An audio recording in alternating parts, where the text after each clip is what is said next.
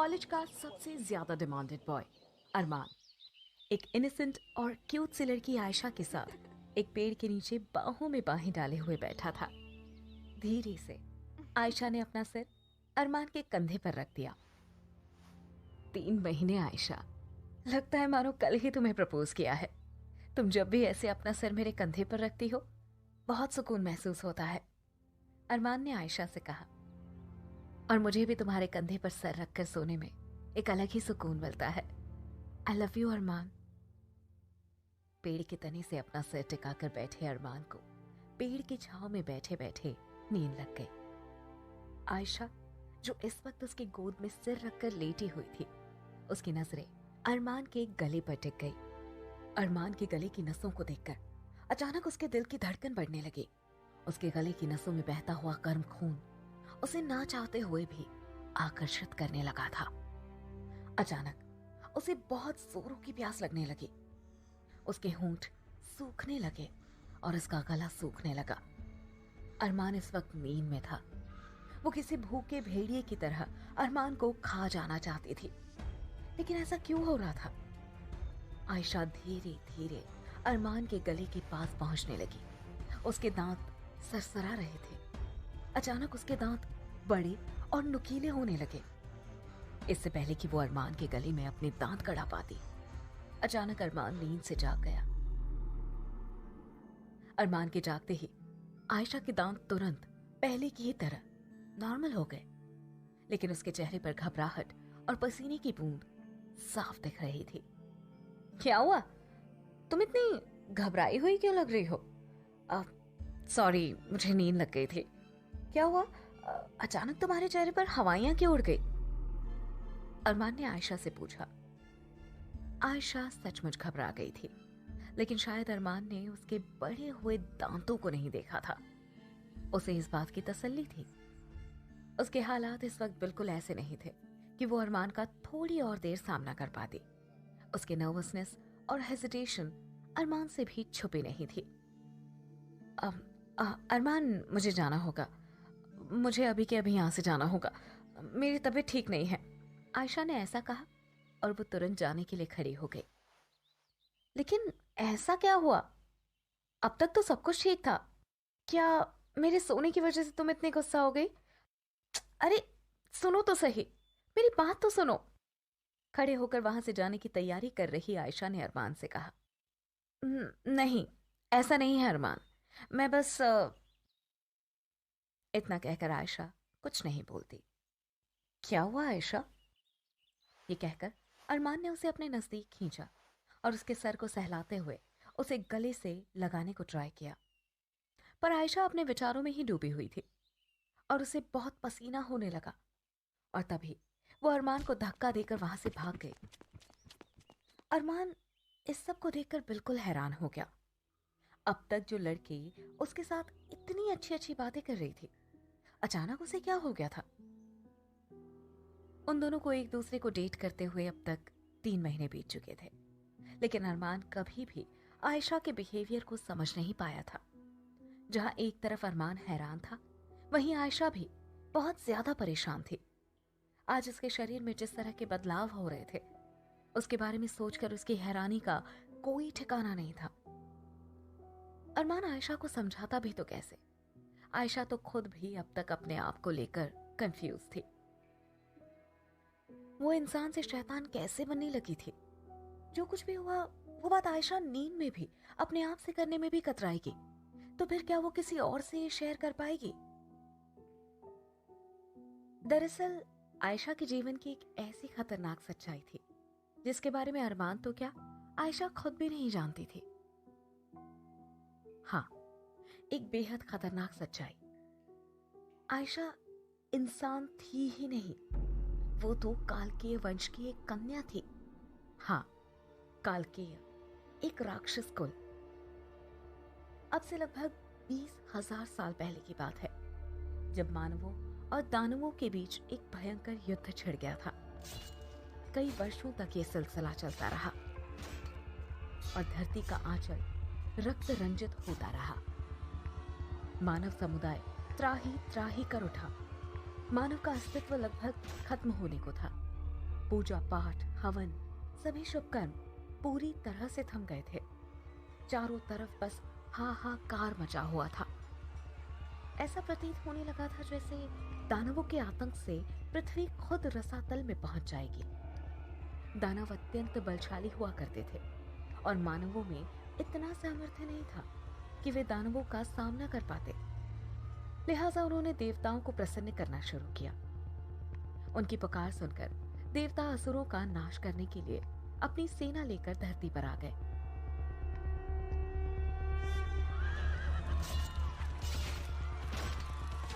देवताओं और दानवों के बीच में अत्यंत घमासान युद्ध प्रारंभ हुआ और काफी लंबे समय तक चलता रहा। लेकिन देवताओं के दिव्यास्त्रों के सामने दानवों ने घुटने टेक दिए और वो भाग खड़े हुए।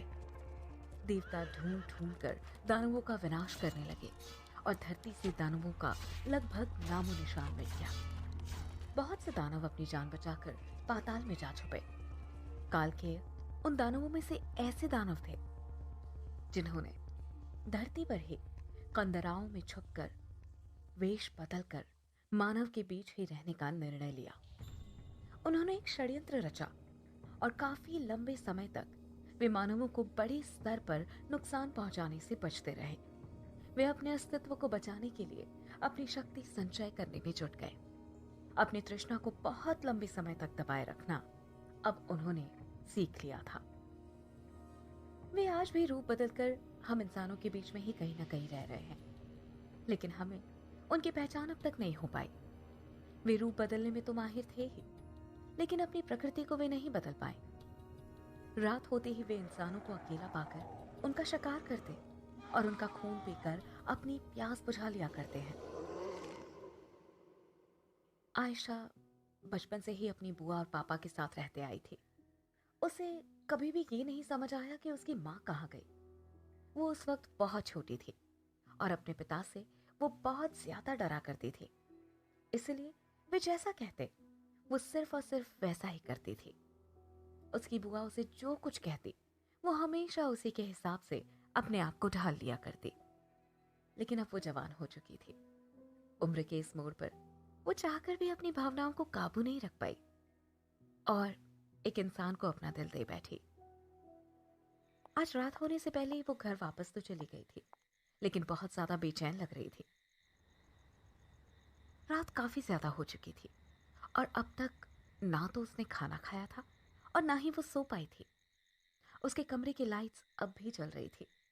रात के लगभग 11:30 बजने वाले थे। आयशा की हालत को देखकर उसकी बुआ ये तो समझ गई थी कि कुछ तो गड़बड़ जरूर है। क्या हुआ आयशा बेटा, तुम अब तक सोई क्यों नहीं? जब से तुम आज कॉलेज से वापस लौटी हो तब से तुम कुछ ज्यादा ही बेचैन लग रही हो। सब ठीक तो है ना? आयशा के सिर पर हाथ फेरते हुए उसकी बुआ ने पूछा। अपनी बुआ को कमरे में और अपने पास पाकर वो हमेशा से गुमसुम सी रहने वाली आयशा बहुत ज्यादा भावुक हो गई। वो अपने इमोशंस को और ज्यादा कंट्रोल नहीं कर पाई। बुआ, बुआ मुझे अपनी मम्मी की बहुत याद आ रही है। काश मेरी मम्मी मेरे पास होती, मैं अपने दिल की हर बात बिना डरे उनसे कह पाती। ये कहते हुए आयशा बुआ को गले लगाकर रोने लगी। क्या हुआ? कुछ कहो तो सही। क्या तुम्हें अपनी बुआ से वो लाड प्यार नहीं मिला? क्या तुम मुझे अपनी माँ नहीं समझती? आज अचानक हमारी बिटिया को बुआ के होते हुए माँ की कमी कैसे महसूस होने लगी? रोना बंद करो और अपनी बुआ से कहो क्या बात है। आयशा की बुआ ने उसके आंसू पोंछते हुए उससे कहा। सिसकियां लेते हुए आयशा ने कहा, बुआ, बुआ, दरअसल बात ऐसी है कि मैंने आपसे एक बहुत बड़ी बात छुपाई है। वो एक लड़का है, उसका नाम अरमान है। वो मेरे कॉलेज में पढ़ता है। वो बहुत अच्छा लड़का है। इतना कहकर आयशा रुक गई। तो क्या हुआ? उस लड़के का क्या? तुम ठीक से बताओ तो क्या हुआ? आयशा की बुआ ने उससे पूछा।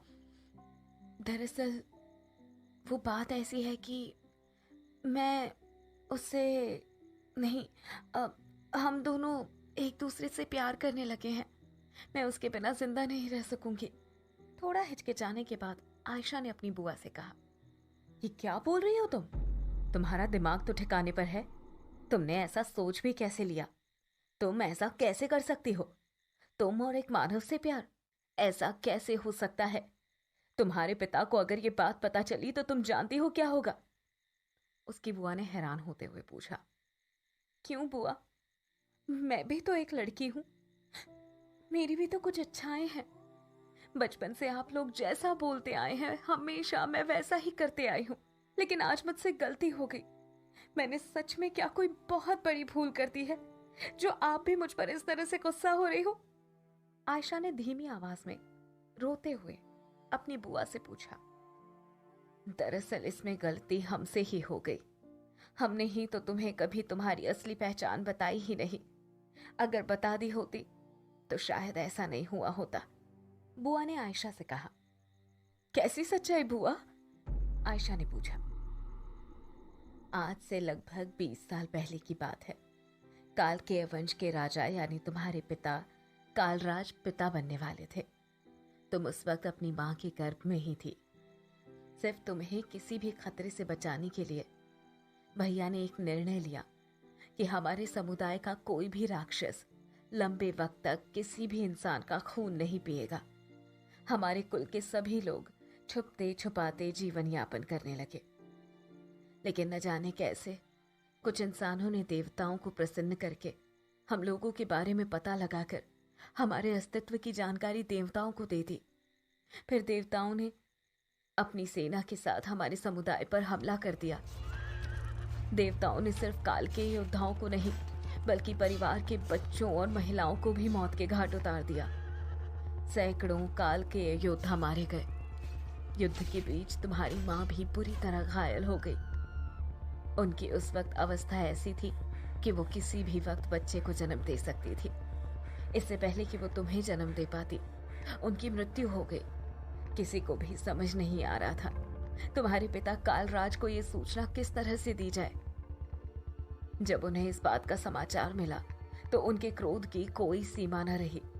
लेकिन उन्हें तुम्हारी मां की कोख में पल रहे अपने वंश के बीच की अपने से भी ज्यादा चिंता थी और उन्होंने तुम्हारी मां का पेट चीर कर तुम्हें जीवित बाहर निकाल लिया। आयशा कान लगाकर बिना सवाल किए अपनी बुआ की बात सुन रही थी और बुआ ने आगे कहा। 20 साल पहले मानवों ने जो अपराध किया था उसके बाद तुम्हारे पिता का मानवों को लेकर क्रोध चरम पर पहुंच गया है।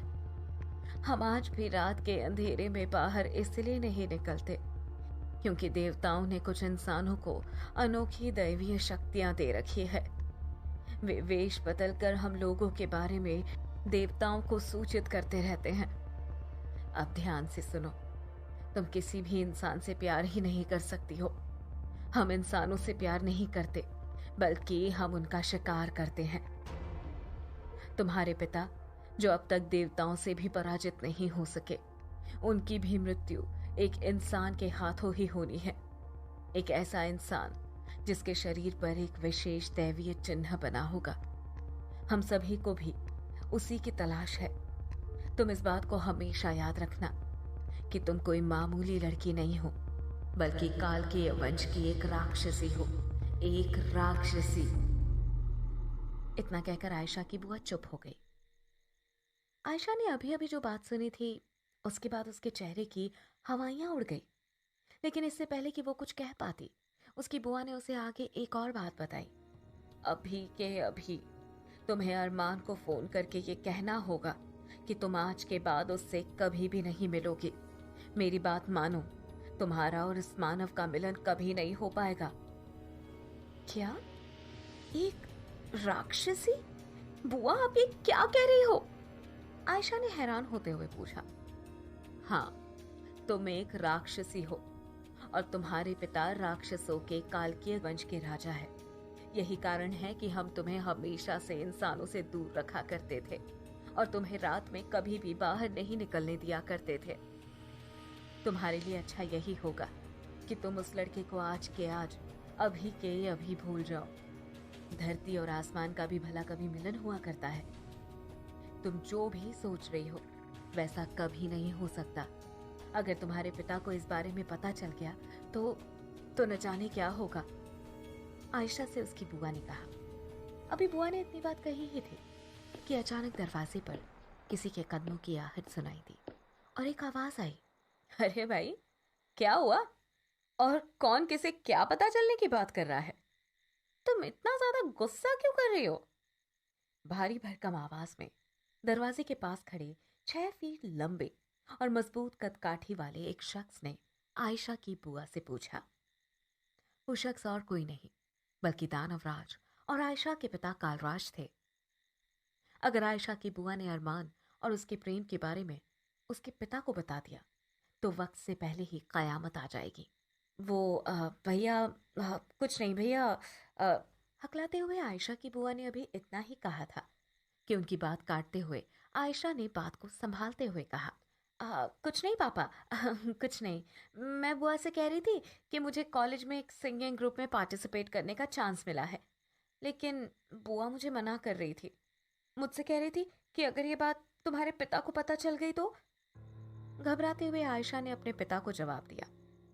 हालांकि आयशा के चेहरे की घबराहट उसके पिता से छुपी नहीं थी, लेकिन जिस तरह से उसने अपनी बात कही थी उसके बाद उसके पिता ने उसे उस बारे में और कुछ नहीं कहा। खैर, जो भी हो, लेकिन मैं तुम्हें यही बताने वाला था कि अब तुम 20 साल की हो चुकी हो। मैं तुम्हें तुम्हारे जीवन की सच्चाई और उद्देश्य बताना चाहता हूं। ध्यान से सुनो, गंभीर स्वर में आयशा के पिता ने कहा। हाँ पापा, कहिए, मैं ध्यान से सुन रही हूं, आयशा ने जवाब दिया। ना तो हम सामान्य इंसान हैं और ना ही तुम कोई आम लड़की। हम लोग कालकीय कुल में उत्पन्न राक्षस है और हमारा उद्देश्य मानव और देवताओं का अंत करके पृथ्वी और ब्रह्मांड पर विजय प्राप्त करना है। तुम्हें अब कॉलेज जाने की भी कोई जरूरत नहीं है। अब वो समय आ चुका है जब तुम्हें दानव कुल की बागडोर संभालनी है। तुम कालकेय वंश की उत्तराधिकारी हो। जल्द ही तुम दानवों की महारानी बन जाओगी। उम्मीद करता हूं तुम्हारी बुआ तुम्हें हमारे कुल की मर्यादा और परंपरा अच्छे से समझा देगी। इतना कहकर आयशा के पिता वहां से चले गए। बेटी आयशा, तुम्हारे पिता ने जो कुछ कहा सच वही है। तुम्हें तुरंत अरमान को फोन करके उससे हमेशा के लिए अपने संबंध तोड़ लेने होंगे। अगर उसने तुमसे मिलने की गलती की तो उसकी मृत्यु का कारण सिर्फ और सिर्फ तुम ही होगी। जल्दी करो, आयशा की बुआ ने कहा। रोते रोते आयशा ने अरमान का नंबर डायल किया। आपके द्वारा डायल किया गया नंबर अभी नेटवर्क कवरेज एरिया के बाहर है। बुआ, उसका फोन कवरेज एरिया में नहीं है, आयशा ने कहा। क्या तुम्हारे पास उसके घर का पता है? अगर है तो वो मुझे अभी के अभी दो। मैं खुद वहां जाऊंगी और उसे तुमसे दूर रहने का कहकर आऊंगी। बस यही तरीका है उसकी जान बचाने का, आयशा की बुआ ने कहा। लेकिन रात बहुत हो चुकी है और आपने ही तो कहा था कि रात के वक्त हम लोगों पर देवता कभी भी प्रहार कर सकते हैं। आपकी जान को खतरा हो सकता है, आयशा ने अपनी बुआ से कहा। तुम्हें मेरी चिंता करने की जरूरत नहीं है। जो भी हो मैं उससे निपट लूंगी। तुम बस मुझे लिख कर दो, बुआ ने कहा। आयशा ने अपनी बुआ के मोबाइल पर अरमान के घर की लोकेशन सेंड की। वो मोबाइल फोन लेकर अरमान के घर के लिए निकल गई।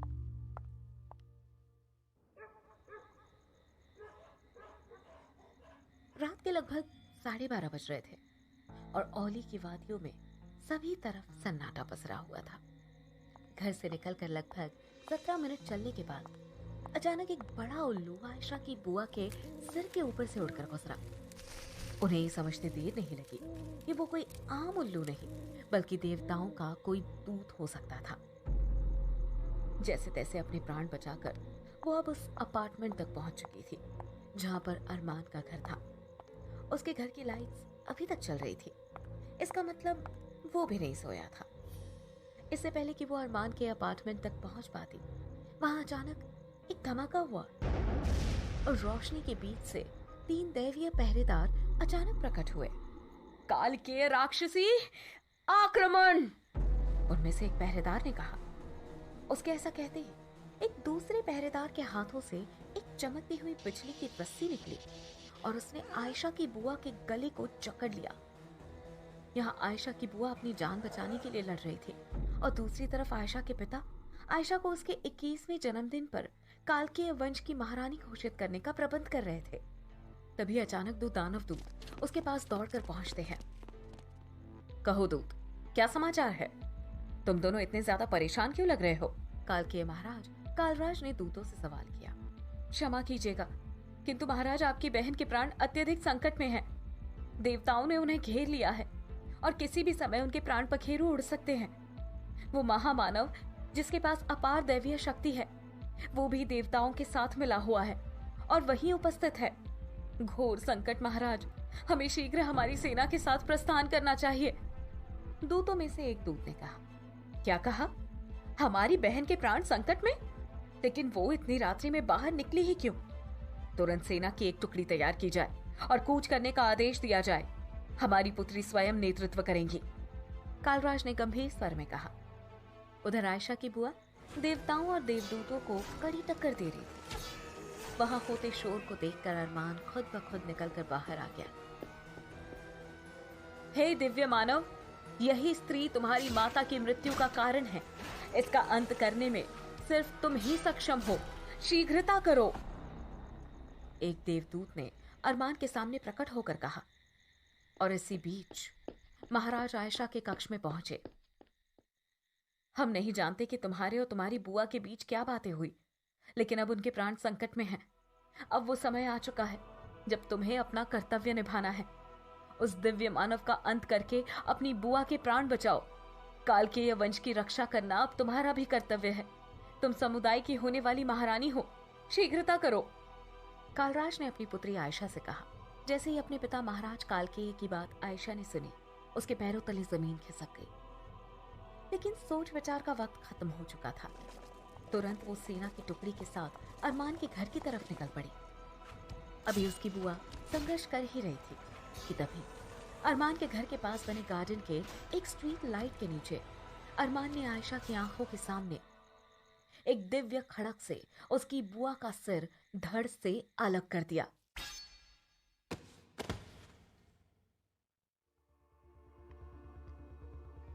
आगे क्या मोड़ लेने वाली थी ये कहानी?